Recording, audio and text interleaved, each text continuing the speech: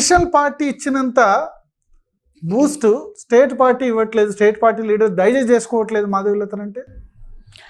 అది జర్నలిస్ట్గా మీరు ఇలా అనడం చాలా సరదాగా ఉంది నాకు. కానీ నిజానిజాలు ఏంటంటే, ఒక మాధవీలత ఎప్పుడు ఏ పోరాటాన్ని పోరాడలేదు.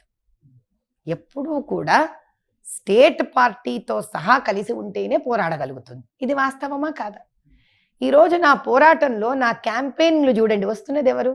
డివిజన్ ఇన్ఛార్జీలు వస్తున్నారు, కన్వీనర్లు వస్తున్నారు. సో ఇష్యూ సార్ట్ అవుట్ అయింది. ఇష్యూ లేదు, మీరు చాలా తెలివైన స్టేట్మెంట్ ఇస్తున్నారు. ఇష్యూయే లేదు సార్ట్ అవుట్ అవడానికి. అలాగే జర్నలిస్ట్ వరల్డ్ కదా, అభ్యుదయం. అంటే కొద్దిమంది అన్నారు మోడీ ట్వీట్ చేయడం ఏంటి గురించి, నాతో అన్నది కొద్దిమంది బీజేపీ లీడర్స్ నాతో అన్నది, మోడీ ఎందుకు ట్వీట్ చేయడం, ఎందుకు అంత ప్రమోట్ చేయడం అన్న వాళ్ళు ఉన్నారు. అందుకని నేను చెప్తున్నాను.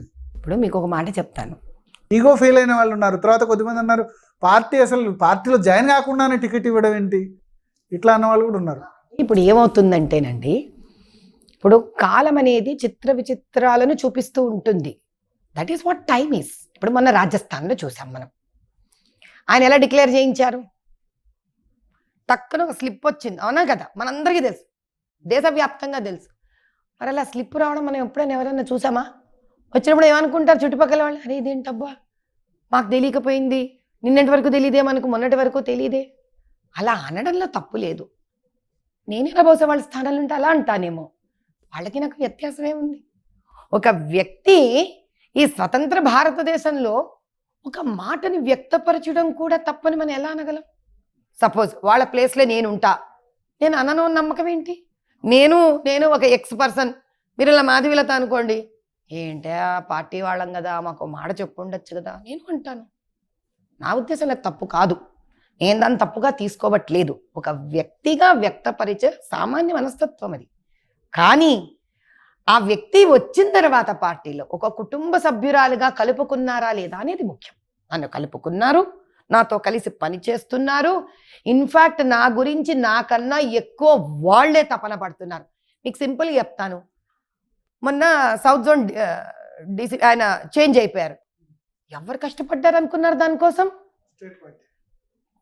కొండా విశ్వేశ్వర్ రెడ్డి గారు, కిషన్ రెడ్డి గారు ఎంత తపన పడి, అరే ఈవిడ ఇంత కష్టపడుతోంది, ఈవిడకి మనలాంటి సీనియర్స్ హెల్ప్ చెయ్యాలి అని కొండా విశ్వేశ్వర్ రెడ్డి గారు, కిషన్ రెడ్డి గారు, ఈవిడికి టైం లేదు, ఈవిడ క్యాంపెయినింగ్లో ఉందని నన్ను రిప్రజెంట్ చేసుకుంటూ చివరి వరకు తీసేద్దాకా నిద్రపోలేదు వాళ్ళు. మరి దీన్నేమంటాం? ఇవన్నీ చెప్పి చేసే ఉండవండి. అందరం కలిసినప్పుడే నేను ఒకటిగా బయటికి కనిపిస్తుంటాను. నేను కనిపించే నా success is because of parties unity and it's integrity. So మీరు ఫీల్డ్లో దిగినప్పుడు ఈ సిచ్యువేషన్ లేదు, హైప్ విపరీతంగా వచ్చింది, దేశం మొత్తం దృష్టిని ఆకర్షించారు. రిజల్ట్ ఎట్లా ఉంటుంది? రిజల్ట్ ఎట్లా వచ్చినా ఓకేనా? భరత్ గారు, జూన్ 5కి సరదాగా ఇలా కెమెరాలతో వచ్చేసేయండి, మనం మాట్లాడుకుందాం. ఫస్ట్ ఇంటర్వ్యూ నాకే ఇస్తారు గెలిచిన తర్వాత. ఈ ఫస్ట్ ఇంటర్వ్యూ చెప్పలేండి బాబు, ఇప్పుడు 30 మంది అన్నారు ఫస్ట్ ఇంటర్వ్యూ. కానీ June 5th let's SIT happily like this. ఈరోజు ఎంత ఆనందంగా మన ఇద్దరం మాట్లాడుతున్నామో అదే చిరునవ్వుతో, అదే ఆనందంతో తినబోతూ రుచెందుకు. June 5th. So all the best.